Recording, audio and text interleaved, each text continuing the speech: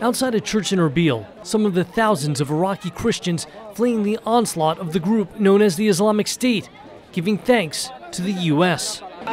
We are happy. We are pleased with the airstrikes, and let them bring back our properties, and let our government find a proper solution for us.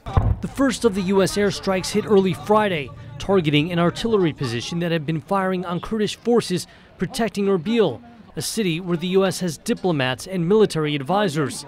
Later, U.S. fighter jets taking off from the USS George H.W. Bush struck an Islamic State convoy and mortar position with laser-guided bombs, while a Predator drone armed with Hellfire missiles took out militants at another mortar position.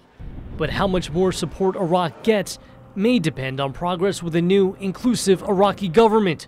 White House spokesman Josh Earnest. And the United States stands ready to support the formation of that government and that government's efforts to repel the advance of ISIL, and that includes, where necessary, the deployment of military force.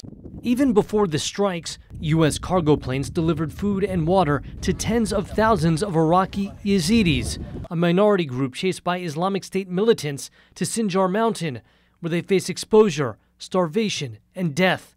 But the food and water will only last so long. Friday morning, U.S. President Barack Obama was on the phone with Jordan's King Abdullah, discussing what comes next. Countries like France and Britain are promising help. We're offering technical assistance in that, in terms of refueling and surveillance, where we can support that operation.